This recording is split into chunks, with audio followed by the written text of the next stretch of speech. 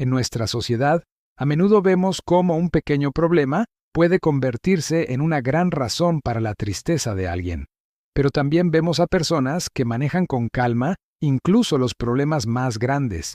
No se derrumban.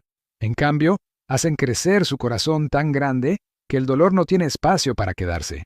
La historia de hoy nos enseñará que, si mantienes tu corazón pequeño, hasta los problemas más diminutos te harán sentir amargado.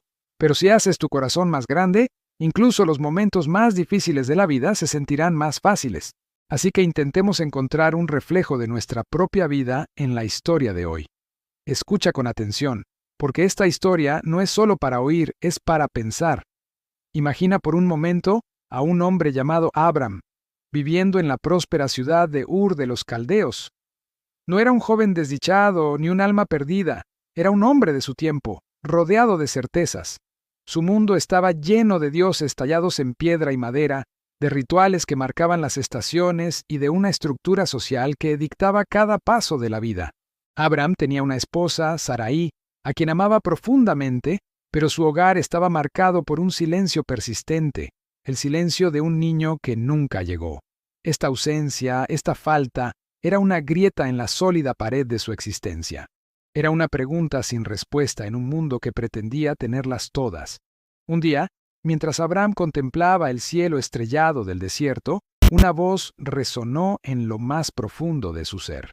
No era una voz audible, como la de un hombre hablando a su lado. Era más como un pensamiento que no era suyo, una certeza que florecía en el jardín de su alma.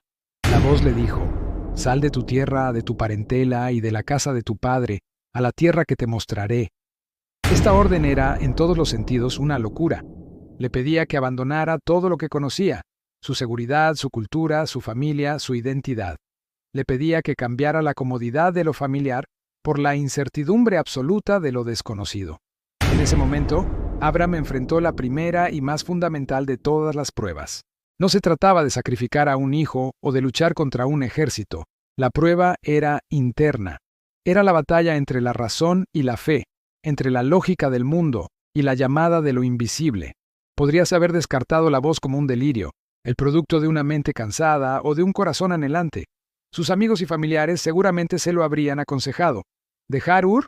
¿Para ir a dónde? ¿Siguiendo qué? ¿Una voz en tu cabeza? El ridículo habría sido abrumador.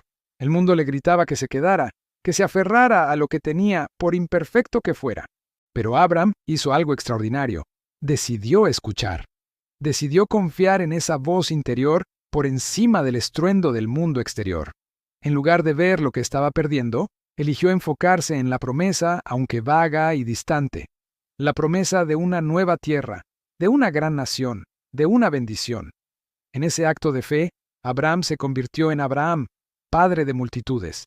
Su nombre cambió porque su esencia había cambiado. Ya no era solo un hombre de Ur, se había convertido en un peregrino, un pionero del espíritu. Su viaje no era simplemente geográfico, era un viaje hacia el interior de sí mismo, hacia la expansión de su propio corazón. El viaje fue largo y arduo. El desierto no es un lugar amable. El sol quema durante el día y el frío cala los huesos por la noche.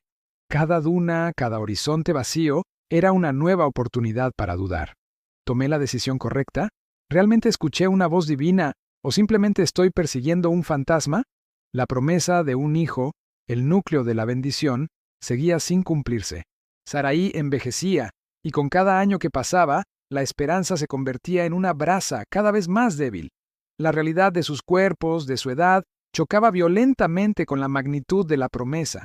Y aquí es donde la historia de Abraham se vuelve profundamente humana y nos habla directamente.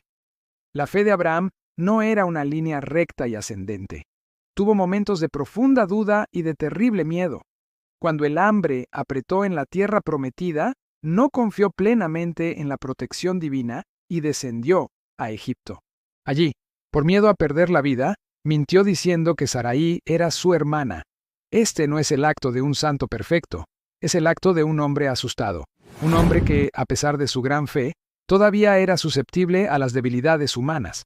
Nos muestra que la fe no es la ausencia de miedo, sino la decisión de seguir adelante a pesar de él.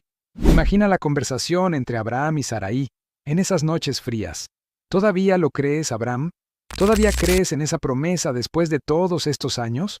Y quizás Abraham, mirando las estrellas que le habían sido prometidas como descendencia, respondía con una sinceridad dolorosa: no lo sé, Sarai. A veces sí, a veces mi fe es tan grande como este cielo. Otras veces es tan pequeña como un grano de arena. Pero he decidido seguir caminando. He decidido seguir creyendo, incluso cuando no siento nada. Esta es la verdadera esencia de su viaje. No se trata de un sentimiento constante de certeza, sino de un compromiso inquebrantable con el camino elegido. Luego, vino el momento que define su leyenda, el que ha sido contado y reinterpretado durante milenios, el sacrificio de Isaac. Después de décadas de espera, la promesa finalmente se había materializado. Isaac, el hijo de la risa y del milagro, estaba allí. Era real. Era la prueba tangible de que la voz no había sido una ilusión.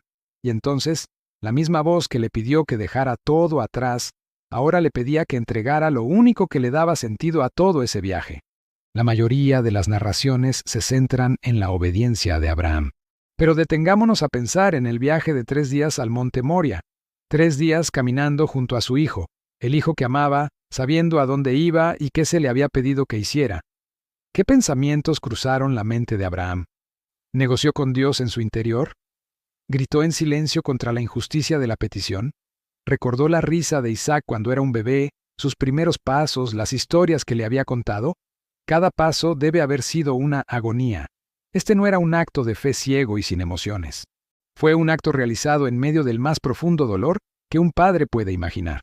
Cuando Isaac, en su inocencia, preguntó: «Padre mío, he aquí el fuego y la leña, mas ¿dónde está el cordero para el holocausto?», el corazón de Abraham debió hacerse pedazos. Su respuesta: «Dios se proveerá de cordero para el holocausto, hijo mío», no es una mentira piadosa. Es la declaración de fe más radical jamás pronunciada.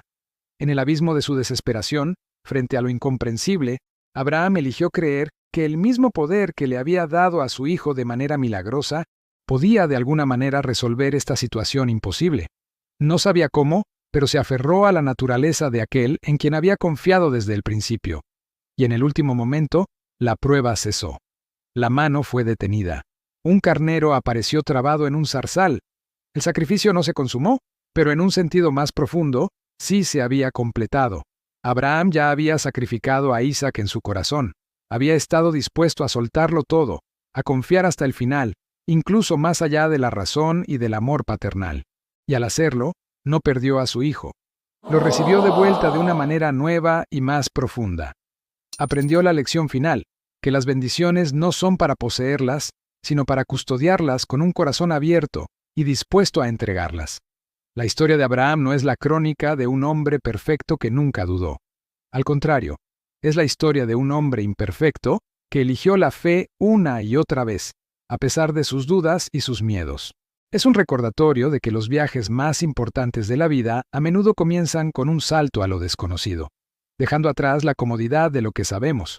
Nos enseña que la fe no es un sentimiento, sino una acción, una decisión diaria de seguir caminando, incluso cuando el camino es oscuro y la meta parece inalcanzable. La vida de Abraham nos hace una pregunta a cada uno de nosotros. ¿A qué nos estamos aferrando por miedo a lo desconocido? ¿Qué voces de la promesa estamos ignorando por escuchar el ruido de la duda y el cinismo? ¿Estamos dispuestos a expandir nuestro corazón lo suficiente como para confiar en que, incluso en nuestras pruebas más oscuras, hay un propósito más grande en juego? La historia de Abraham no es solo para ser escuchada, es para ser vivida. Es una invitación a convertirnos, como él, en peregrinos del Espíritu, a encontrar nuestra propia tierra prometida, no en un mapa, sino en la vasta geografía de nuestro propio corazón expandido.